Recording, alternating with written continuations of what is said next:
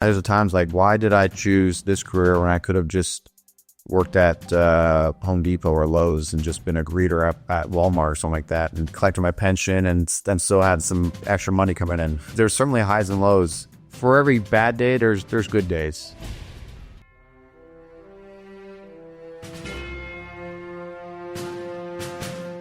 Welcome to Mindset Lessons from the Field. I'm Gina Cazazzo, the author of the upcoming memoir, Training with a SEAL. Today's guest was in the service for 22 years. He was a reconnaissance Marine for 18 years. Today, he is the owner of Voodoo Brewing Company in Myrtle Beach. Ladies and gentlemen, I'm really excited to introduce you to Todd Pinker. Todd, thank you so much for being on the show. Yeah, thanks for having me. It's my first podcast. I'm excited. I'm excited to talk with you. For those that aren't watching the show, you're listening to the show. This is actually an in-person one, as you remember from Kelly. Apparently it went so well, we decided to do it again. So here we are. Now, Todd, you are our first Marine that stayed in the Marines. And I've never had someone from reconnaissance before. So can you tell us what exactly that is and why you picked it? Yeah, so I knew nothing about the reconnaissance field when I first joined the service. It wasn't until I was finally in the Marine Corps, passed boot camp, passed my secondary schooling, and came across these guys in East Timor, which is a small island in north of Australia. They're like, who are you guys? And what do you guys do? They told me all about it. I was hooked. I was like, I want to do that. They do some really cool things. How'd they describe it? What'd they say? So I thought I was the first one on the beach. I was a mechanic at the time in the Marine Corps. So I thought I was the first one on the beach to receive the vehicles, fix them up if stuff broke. But these guys were like these barrel-chested, like Greek gods almost. I'm like, who are you guys? Like, we're reconnaissance Marines. And that we came ashore a couple nights ago in the cover of darkness. We swam ashore, dove in, secured the beach for when you guys came. I'm like, are you serious? Like, I didn't even know you guys were here. And then they leave on the cover of darkness as well. Like, you don't even know if the Recon Marines are there. What else do you guys do? Oh, we jump out of airplanes. We scuba dive. We shoot really cool weapons. We go on long patrols. I was like, that sounds challenging and amazing. Like, how do I do that? And so they told me, you got to try out. There's a physical fitness test you got to do. Then after you pass that, you go on to various schools, a lot of schools. And then you get, sent to one of the recon battalions. Now, was it easy for you in terms of, you said, I want to go recon, you let somebody know, and you got to go and try out? Or were there some doors that you had to break down? Yeah, there's a process in the Marine Corps. There's career planners that kind of help you along the way. And so, you have to change jobs from one MOS, military occupational specialty, to another. And there's got to be, obviously, when you're leaving one job, it's going to leave a vacancy. So, the Marine Corps got to account for that. But recon is always in demand for bodies, for people. So it was a pretty easy transition, paperwork-wise. It did take a little time to finally get that through and then get to school, the basic recon course. But primarily, it is pretty easy. Now, what did you have to do to try out, and how prepared were you for that? So this is back in 2005-ish time frame. So things have changed a little bit now. But back then, I just went from my unit to a recon battalion, and they had Marines that were transitioning out of the Marine Corps. They did 8 years. They're transitioning out. So they had, in between period of, being out of service and still in the service. So they would train us up, teach us what they learned over the past couple of years, take us on long hikes, long runs, teach us a few things, to kind of get us prepared for the basic reconnaissance course. And back then they had two different courses, the East Coast one, which was ARS, Amphibious Reconnaissance School. That was up at Fort Story, Virginia. And then they had BRC, the Basic Reconnaissance Course at Camp Pendleton in Coronado, California. Now they combine the school, and now it's all in California. But you go to the battalion, they kind of train you up a little bit, send you to the schoolhouse where it's 56 training days long. We learn everything from land navigation, patrolling, communication, swimming techniques, reporting procedures. It covers a lot. What was the dropout rate for that? It was high. I would say out of my class, there was probably, I'd say at least 30% didn't make it, that I started with. And it was for various reasons where they could have gotten injured and they got rolled to another class. They failed the test, and once you fail so many, again, you get rolled to another class. So they could have made it at a class after mine, but some just quit, and get peered out where they just, wash out. What was the hardest part for you? Didn't you have a part? Yeah, well, everything's difficult. You learn new things. So the radios, there's so much to do with radios, setting up different antennas, programming them. The land navigation could be tricky because back then we just use a map and compass, and you're going through some of the thickets of AP Hill, Virginia, where you can barely see the hand in front of your face because it's so thick. It's at nighttime. You can get turned around pretty easily. And so now we have some better equipment, GPS, obviously, but, just using basic map and compass could get you. I feel like I would struggle with the land nav. Now, did you ever get lost? Did you ever, I didn't get lost, but I found my points, but I did get rolled doing land nav because I'd lost my map. And so once you lose your equipment, I couldn't turn my card in. So I'm like, I lost it. And so I had to redo it again. So that kind of sucked. So definitely lesson learned is to dummy cord, retain your equipment, because obviously, even though it's just a simple map or, compass, anything that's left behind for the enemy, they can use, they track you, stuff like that. So in this instance, I had to redo it over again, which sucked because the rest of the guys went on to, learning some other things, whereas me and a couple other guys who failed because they didn't find all their points, or me losing equipment, had to redo it. And so, you're just out there again for half the day. And this is in the summer of 2006, so, in Virginia. So it's hot, it's humid, you got all your gear on, you're trekking through vines and thickets. I'm like, this sucks. Yeah. So yeah, that was definitely a lesson learned there. I'm laughing because I'm 90% sure it was Brewery Chris Lee who talked about losing his map on the land nav. I think it was raining or something, and it was just I don't remember exactly, but when he lost his map as well, and then you have to, well, you said it was 56 days or something? Roughly, yeah. Roughly. If I remember correctly. And then how was it afterward? And by the way, how well did the Marines prepare you for reconnaissance? Because you were Marine 2 years or what, 4 years prior? 4 years. Yeah. So I first joined as a mechanic. Why Marines? I didn't actually get to ask so much. Yeah. So I guess going back to the beginning, I graduated high school in 2000, grew up in northern New Jersey, where I was just outside New York City, 30 minutes I could be in a city. Skyline was, I could see it every day driving to and from school. And I didn't really have much interest in joining the service right out of high school. My father was a Vietnam veteran, Army. My grandfather was in, my uncle was in, cousins. So I have my uncle went to West Point. So a long lineage of people serving, family members serving in the military. It wasn't really on the horizon. I liked work with my hands, so I went to a vocational school for automobile mechanics. Really liked it. Got in a little bit of trouble. Was kind of a bad boy and got arrested a few times. And then 9/11 happened. And so my brother and I, pretty much the day after or so, just went down to a recruiter's office and we just joined the Marine Corps. We knew the Marines were, better. Of course, I'm biased, but the Marines just are better. We didn't have any Marines in our family.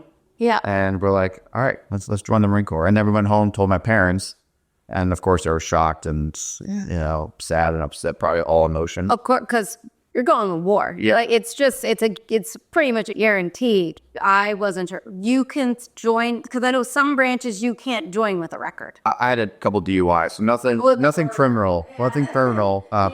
It was just me being a young dumbass. Okay. So I did take my recruiter I had a court hearing, and then my last one, I had already signed the papers. So I was in between judge and recruiters, joining the service. And I came to my recruiter and I said, he told the judge he joined, he's leaving this date. The judge, threw it away. He said, good luck.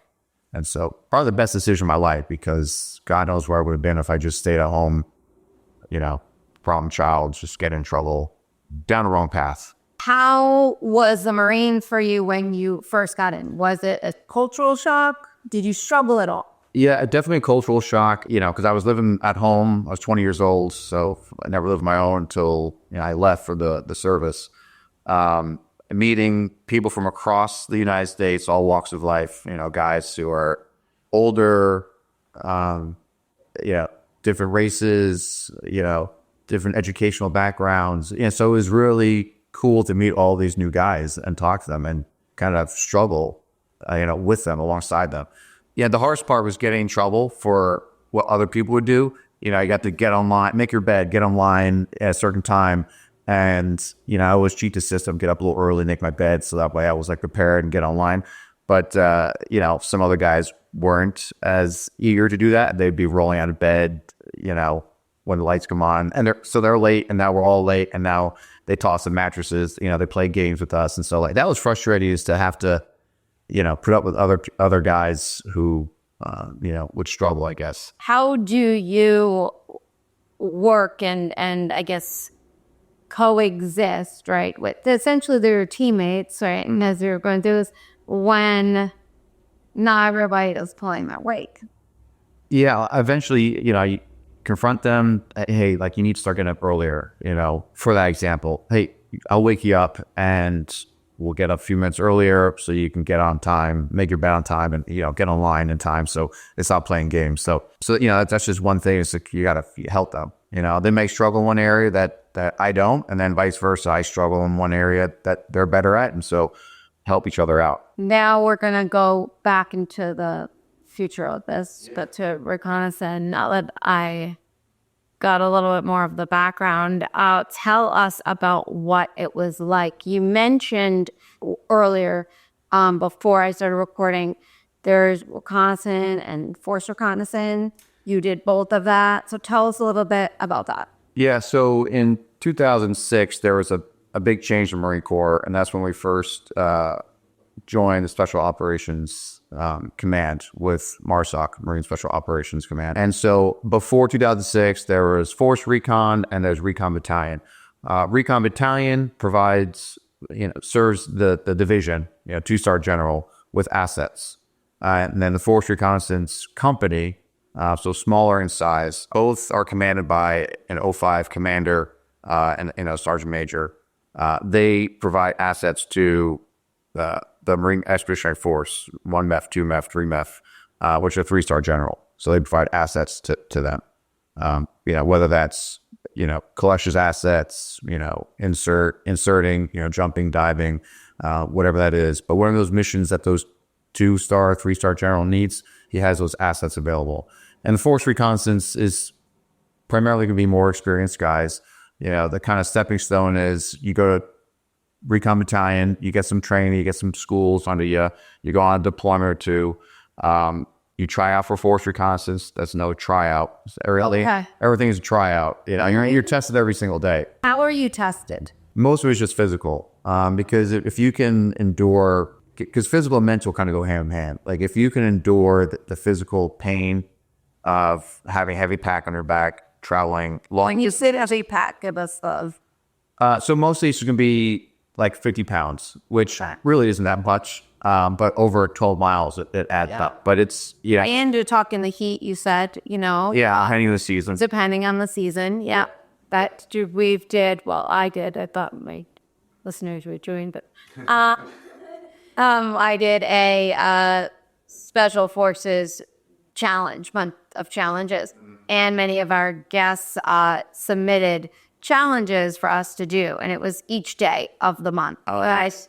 And one of several of them was rucking, and I've never done that before. And it was 30 pounds, and one was 50 pounds, I think, or maybe they were 30. I don't remember. Both heavy, and one was 12 miles.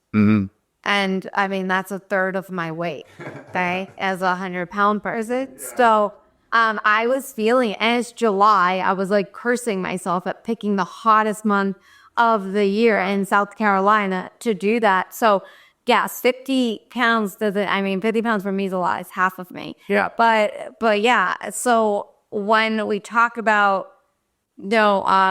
the schools that you went to and the training that you've done and everything like that, and the tryouts that you've had to go through, is every single day like you get up and you're like, whether you're either in a school or you're in the field, but you're still having to do stuff physical? I mean, you're getting paid to be fit. Yes. Yeah, I mean, yeah, exactly right. There's always something to do. We're not deployed. You're back here in garrison in the rear. You're always sharpening your sword, right? You're always going for additional schools. What schools did you go to? So I've been to basic air run course, the Army school, a free fall school, which is a Marine school, dive school, RSLIC, which is the Army school, JTAC, control, aircraft. Now, do you get to pick these, or did they send you? No, they send you. It's just based on requirements. Within a team, you want to have certain capabilities. Everyone needs to be insert capable, so be able to jump or dive into the mission. That's pretty much how we get to work, right? We're going to jump in or dive in, or you take a rubber boat. What was your biggest challenging school? Well, did you pass I guess schools? Unfortunately, I didn't pass Ranger school. I got injured, and I got rolled. That's my white whale. That's the one school that I didn't get to pass that I always wanted to go back to. And so I went through. I got injured. I got rolled, and this was when they had the best Ranger competitions. So they kind of put a big pause on when the next class picks up. And second Recon Battalion, who I was a part of, was going to Iraq, and they were starting their workup procedures. So I wanted to go be with my team, conduct that workup procedures of, training for several months prior to deployment. Vice, staying around Fort Benning and, going back to Ranger school. I really wish I went back. That's the one school, like I said, I just couldn't complete. Because of an injury. Yeah, an injury and yeah. So I'm going to get back.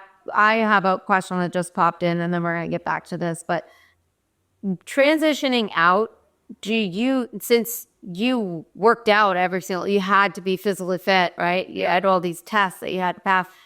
Was it once you got out, I'm going to take a break from working out? Or was it it's kind of ingrained in you to now be fit? Yeah. I don't know. Yeah. It's just, I was telling my wife, I won't give up my routine. I have a little bit now because I'm just busier with my current, entrepreneur job here, owning a restaurant, but keeping that battle rhythm. And I think that's what kind of keeps some of us sane, transition from the military is I was so used to waking up early, shaving my face. I knew exactly what I had to wear because it was just camis. I didn't have to think about what shirt to wear or pants or shoes. I didn't have to put an outfit together because it was all camis.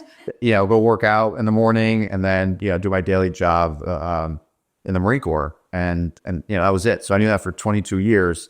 And then coming out of the service, I was a little bit like a fish out of water, especially before the restaurant opened. And I had that kind of great period of, what am I supposed to be doing with my hands? Standing there I'm not reporting to anybody because I'm my own boss.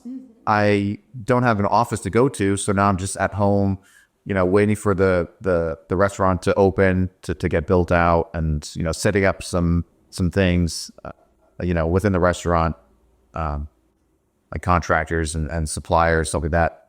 But then it was just some free time. So keeping that battle rhythm of, all right, I'm just going to wake up early, go to the gym, do the same routine I had before. And that kind of just helped me get back into some type of sanity. Gotcha. I had to ask that before because, you're working. I'm for myself, I'm opposite of that. I think I'm from like, I didn't work out ever. I mean, I was an athlete, right? But if we didn't have practice and I wasn't practicing with my brothers or my dad, I was not, I wasn't practicing, right? Yeah.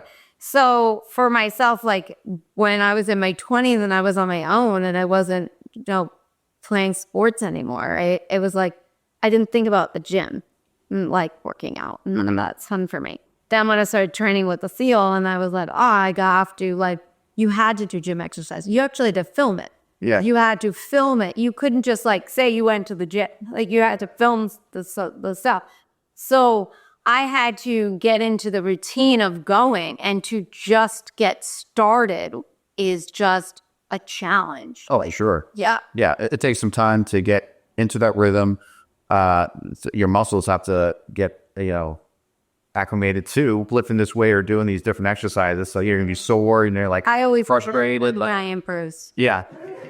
No, well, actually, I want to ask that for you. Like because I need to know for myself, like when you were always doing physical stuff, like were you one giant bruise all the time? I mean, you're definitely, always got like a bandage on, you're sore from whatever workout. And the guys and this is probably any service, but there's alpha males in the reconnaissance, community. They're always trying to beat the next person who can do more push-ups, who can run the fastest, who can go the farthest, who can swim the longest, all that stuff. So it's very competitive. So guys are always getting injured, or just constantly sore, but you just learn to live with it and, work through it and drive on. Tell us of a time where that is related to you. Well, definitely going through the reconnaissance course, every day there's some type of physical event, whether it's swimming, running, rucking, whatever it is. And when I went to ARS in Fort Story, Virginia, there's what is ARS? Amphibious Reconnaissance School. When they have them split East Coast and West Coast, they're right there on the beach. So a lot of sand to play in. Yeah. Which makes it even harder to run in, especially with ruck on. So I was soft sand, you're in boots and utes, 50-pound pack, and you're running up and down, the beach there. So just the unevenness, you're always twisting ankles or, got shin splint, whatever it might be. But I would have to tape up my back because the ruck would just wear on my back, especially like the lower back, the kidney pads and stuff. And with the sand getting in there and just like a sandpaper just grinding away. So I just have constant, open sores almost. So if I knew I had a ruck run coming up, I would just take some duct tape and just put it across my lower back. Oh my God. And then just go do the event, 8 miles. And then, then we go to class and do other fun stuff that the instructors came up with. And then at the end of the night, like peel it off, or have my buddy like peel it off, try to rinse it out, clean it up. Oh. But that was just constantly there because there's just never a time for it to heal. Now, did you know what you were going to do the next day or week? Like how far in advance did you have your schedule? We kind of knew the basic, because it's broken down like 3 different phases. There's like the individual phase, there's a patrolling phase, and then there's the amphibious phase. So we kind of knew within those phases, there were certain events you'll be doing. And we knew we'd have, ruck runs during a certain period. So we had a basic idea, but the instructors get very creative with what they want to do and they can change it up on the fly. So there's a lot of games that we would play in addition to the normal schedule. So give us an example. If let's say we're in class and, we're tired because we've been little sleep, just to go out early, do some physical event, and they're teaching us a class on, communication and radio frequencies and, theory of communication. And not the most exciting thing, some guys fall asleep.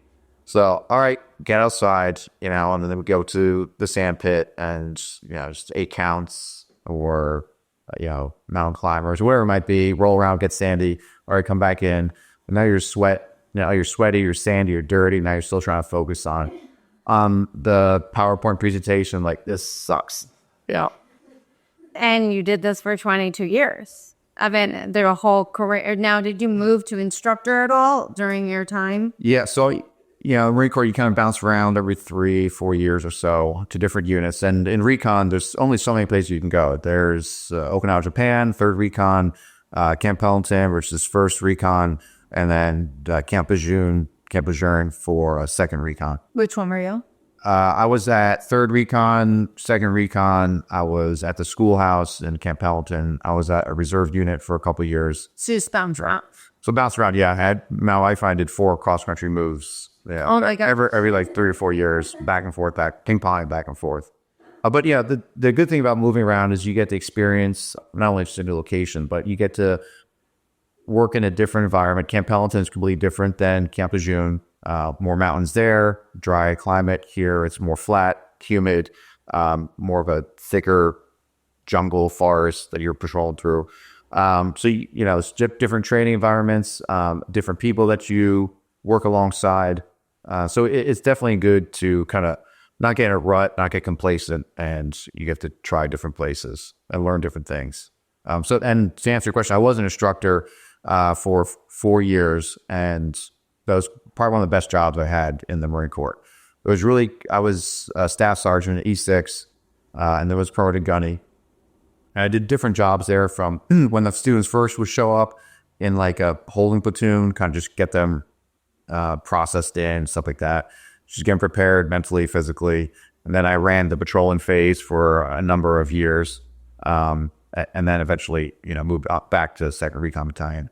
But it was amazing to like see these kids, because to me they're kids. I was, I guess, 28, 30, and these kids are 20, but they're just like sponges, and they're all volunteers. They're not, one of them was like just pushed into recon. They all want to do this in some form or fashion.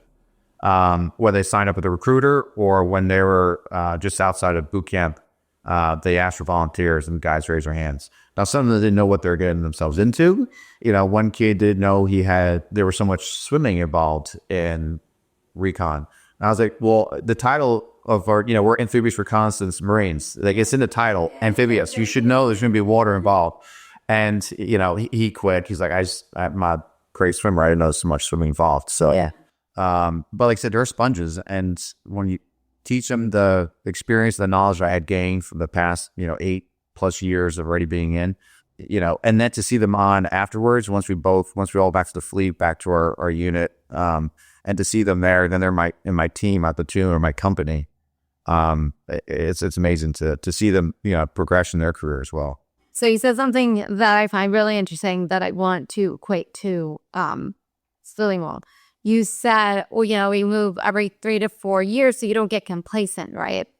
And I find that really interesting because, I actually was telling this to one of the guests on the show when I was doing a film called Catch Up. I said, I feel like I am I'm comfortable. I'm so comfortable right now with where I'm at, where I need to go and do something like sleep outside just to get a little uncomfortable, And so can you talk to us about why being complacent is a dangerous place to be? Sure. I mean, when you think you know everything, and it can be anything and I use this at my restaurant now too, where we have checklists, cleaning checklists at the end of the night, or opening checklists. And even though my employees do it day in, day out, now they miss things. In the beginning, they don't miss things. Now they start to miss things, like, I forgot to sweep or mop. I'm like, well, you wouldn't forget it if you use checklist. You might have it memorized, but then you forget to do some of these things because you get distracted, or something happened during that day, or some life event, and now you're not really thinking about it. So, like, just being uncomfortable, not being complacent, or, I think helps in your daily life, right? And you don't miss things, right? Now you're more focused. Now you're like, okay, what do I need to work on next?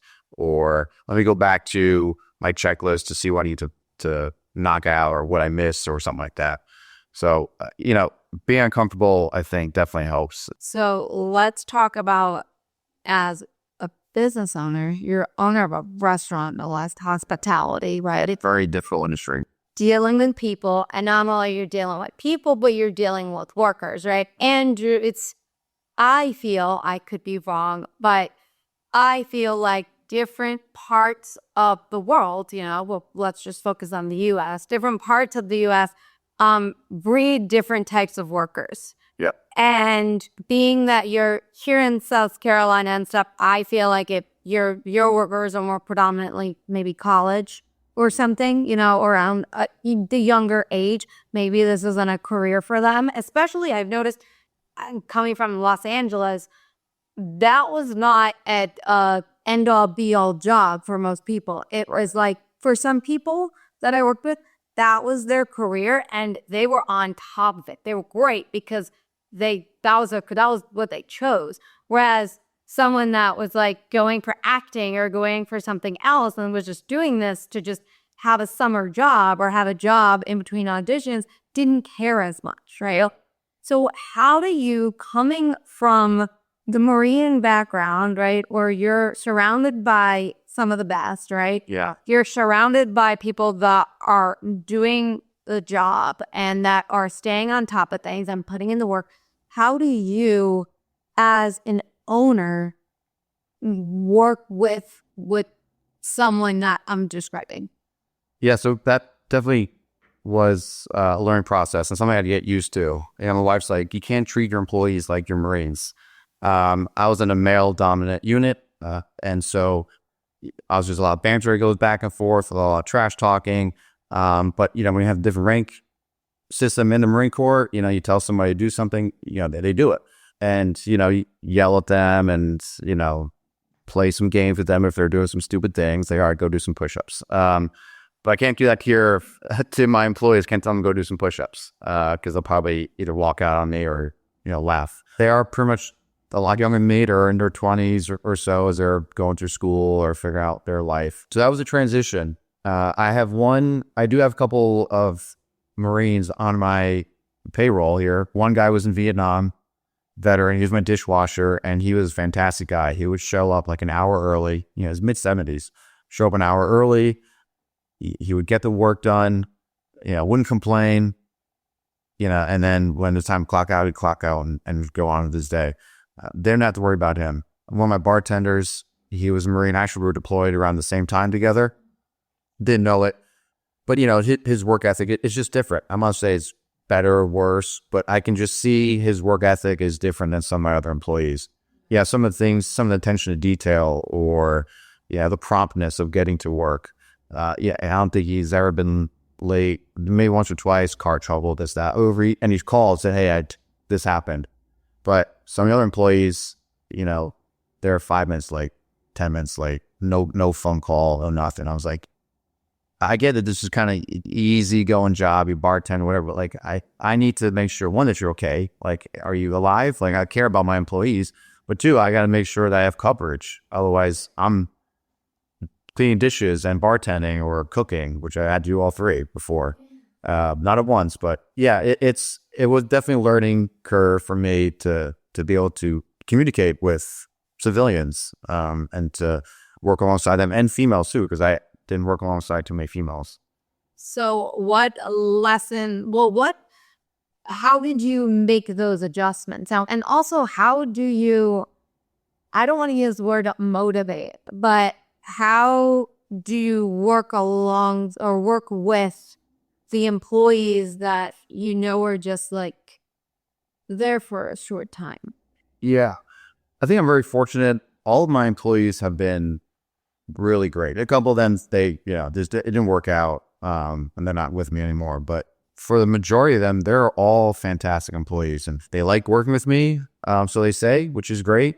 And I appreciate their input because they have really great ideas that I never thought of because they've been in this industry a lot longer than me.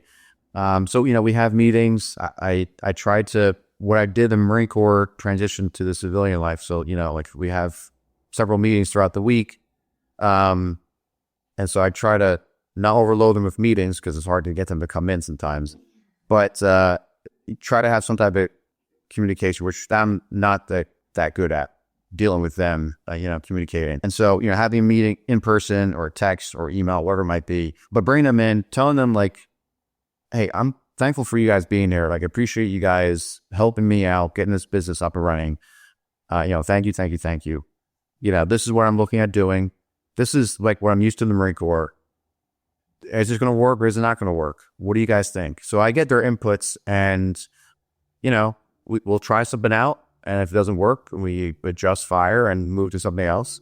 Or I ask them, what do you think about this special or this event or whatever? Or you guys come up with something, if they have buy-in, I think they're more, apt and eager to do a good job, right? If you're just showing up and no one's listening to you, you do your job, you leave, and that's it. But I feel like if your employer is taking your input, is listening to you, I feel like they're a little more eager to do a good job.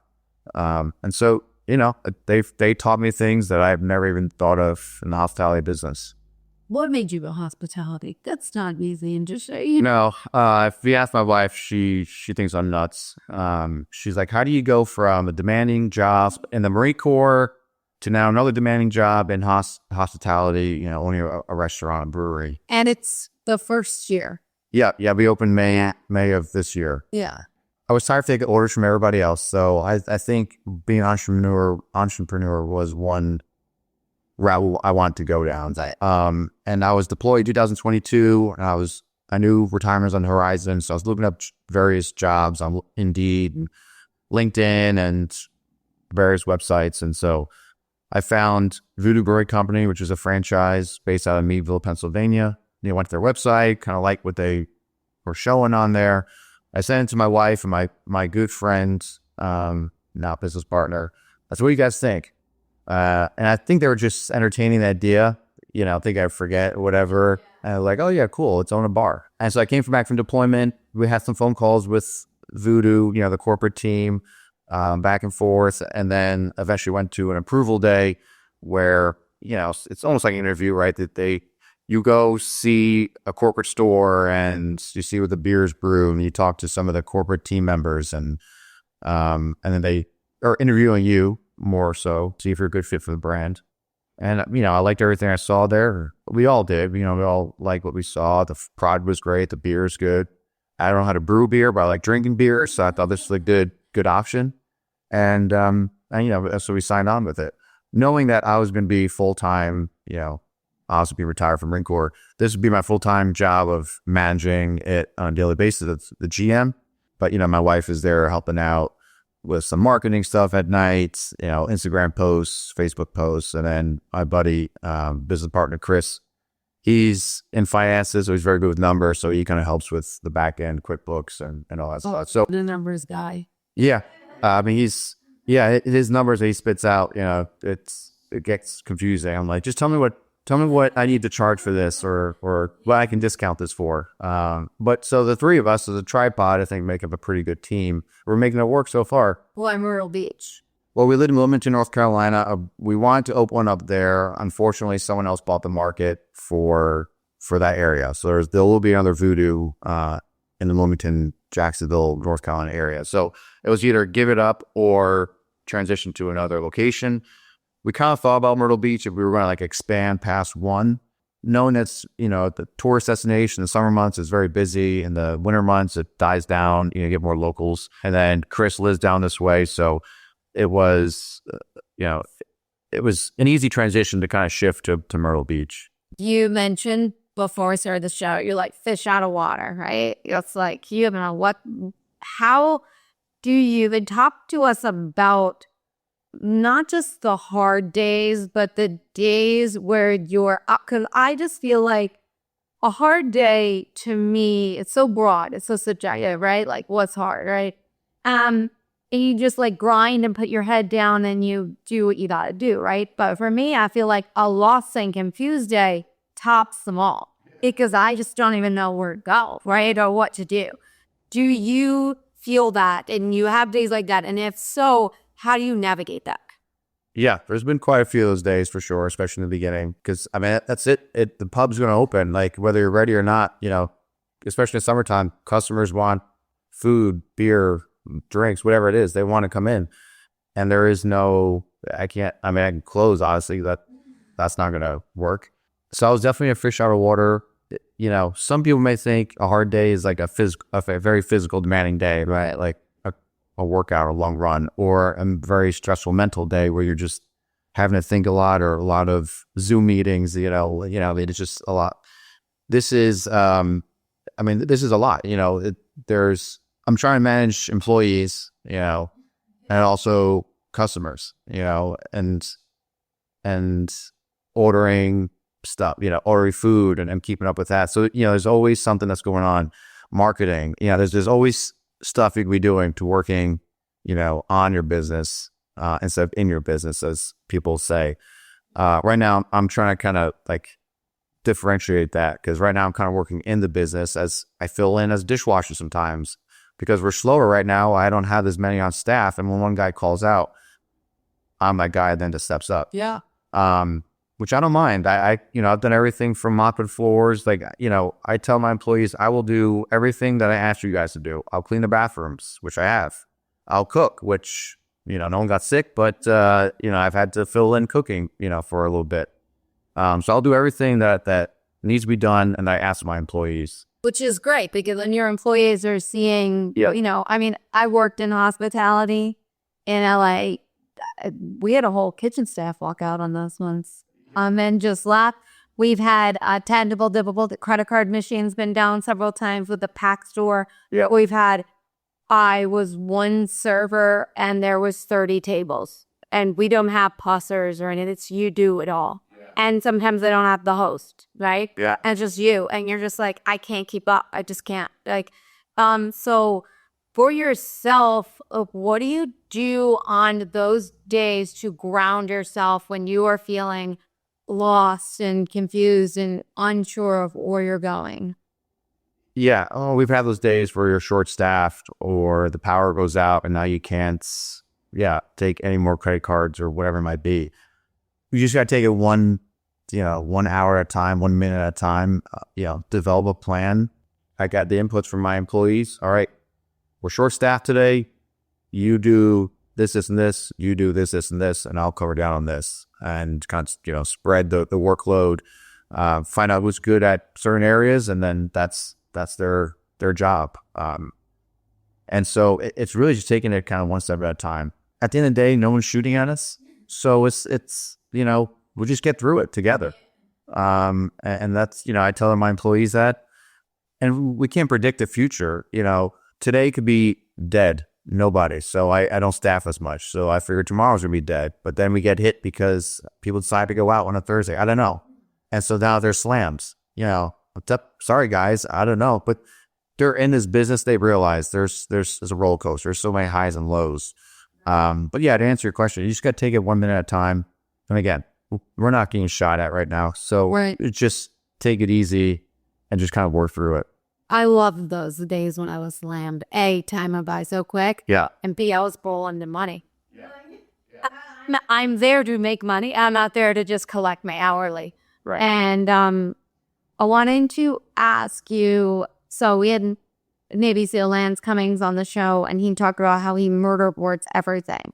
And he'll murder board with his family and all that stuff. And then I actually just had an interview that's coming up, I think next Wednesday, where he talked about the dirt dives that they do prior to the missions and all that stuff, right? It's well, you as a Marine, you are pre-planning all your missions. You're constantly training. You are aware of all the contingencies that are going to happen, right? In a field that you are such a fish out of water in, how do you plan for a contingency when you don't even realize that that's a contingency, right? Have you some men you just don't think, oh yeah, my staff will walk out. Oh yeah, the credit card machine can go down. Oh yeah, a customer could, I don't know, go nuts on me. How do you personally plan for something when you essentially don't really know what you're planning for? Yeah, I'm fortunate enough not to have someone just walk out on me in the middle of a shift, so I wasn't really left high and dry. But, I'm constantly thinking about, all right, if I'm short-staffed, I only have one cook, then maybe I have to limit my menu. Maybe I have to just shut down what we make on the pizza in the pizza oven or on the grill top, so that one guy isn't overwhelmed, they can focus on one area and or the other. So that, and then, same with bartenders. And if I'm short-staffed bartenders, maybe we only make certain drinks. Maybe we're only pouring beers instead of making cocktails. But communication is what really goes a long way with the customers. I've noticed that if you tell them, hey, we're short-staffed, my one cook was sick today, so I only got one guy back there, so the ticket times are going to be 30 minutes vice the normal 15 minutes. They're okay with it. They understand. The same thing with if I got one bartender, and they can see him running around. The kid's not just sitting there on his phone. Hey, I'm sorry, I'm down one bartender right now. It's going to be a bit longer for drinks. They're okay with it. As long as they know and they're not sitting there in the dark, customer-wise. You can plan for everything, but then you just never know what's going to happen. How do you get through the days? Are there ever days where you question what am I getting myself into, or you're unsure of where it's going, and how do you unsure that you made the right choice, and how do you pull out of it and keep moving forward? Yeah, I mean, especially now in the slower season, I'm just like, God, I still have a few more months of this before golfers come down in March and, spring break and stuff like that. So I'm like, this is tough right now. How do I get more butts and seats in the restaurant? How do I get my name out there? So I'm constantly trying to think of that stuff. And yeah, there's times like, why did I choose this career when I could have just worked at Home Depot or Lowe's and just been a greeter at Walmart or something like that and collected my pension and then still had some extra money coming in. There's certainly highs and lows. For every bad day, there's good days. It's really cool to be able to meet new people that come into the pub, especially, veterans, talk, to have a conversation with them, see where these people are coming from across the United States, see what their interests are, what they do for work. I'll just have a normal conversation. And honestly, when I go around talking to tables, touching tables, say, how you doing? Thanks for coming in. I really appreciate you, coming to my restaurant, not someone else's. Customers they like that. And, I'm talking to the owner. Oh, that's really cool. Hey, you're a veteran. Thanks for your service. I appreciate it. Well, we do 10% off for military. So, and they're like, oh, well, thank you very much. And then I hear their story because, they were in Vietnam or the Gulf War or did whatever kind of job they did. And it's really cool to have a conversation with them. So, yeah, some days I'm just like, why did I do this? And other days I'm like, okay, this is pretty cool. I get down with this. So what do you got for our listeners to help develop that mental fitness to be able to handle the storms, the challenges when they're feeling lost or confused? What can we do to just be a little bit more resilient? That's a very good question. And I think it's different for everybody. I think one thing is to just get in a good routine. When you have a solid routine, I think just helps with everything else in life. You don't feel lost. You know what your schedule is. Like I said, for me, you wake up, shave your face, breakfast, workout. All right, I know what I'm doing, from there. Make checklists, help, if you can't remember stuff, make a little checklist, keep a little book with you. And then just as you start ticking things off, you start feeling more and more accomplished. And there could be little things. It's just like, go to the grocery store or, send this email out to somebody and whatever it might be. You have a checklist and you check it off, all right, I did something today. Look at all that I accomplished. My grandfather's always said, never stop learning. So, and you can always learn more. So, there's different things you can do from various podcasts that you listen to or, tutorials that you get online, or some jobs, they offer more educational learning for their employees. So seek that out. If it's free, you might as well do it. And you never know who you're going to meet. You never know what doors it's going to open up. And I think that'll just help with people's mental attitude, resiliency, and toughness. Yeah, I always say the routine's going to save you. Yeah. That morning routine that really sets the tone. I know for myself, especially when it's a holiday season, my family, all of us getting together, it takes them forever to even decide to get out of the house and just decide what we're going to do. Yeah. And for myself, it's chaos when we are all together. And we're together every other month, and it's just like it's always chaos, and we like never learn. And yeah, I'm realizing like my routine is what saves me and like keeps me level headed and not in reacting mode because I took care of myself before I went and dealt like that. So that was excellent. I feel like a lot of our listeners are going to get a lot out of it. And this conversation, you were fantastic. Yeah, this was a lot of fun, actually. I was a little nervous coming in. I always kind of, what I'm going to say, should I ask this question, that question, kind of have like kind of pre-planned, but then, and once you start going back and forth, it was easy. Yeah, it's great. You really did an amazing job. I'm glad you enjoyed it. It's painless. Yeah. But for everyone that is listening or watching, don't forget to like, share, comment, subscribe. Subscribe to the Substack. We got free chapters from the book. We got blogs about our final question. Everything is completely free. So go and subscribe to that and develop your mental toughness, your mentally fit, resilience, grit, everything to help you tackle those challenges that are in your life. And I will see you guys all next Wednesday. Thank you.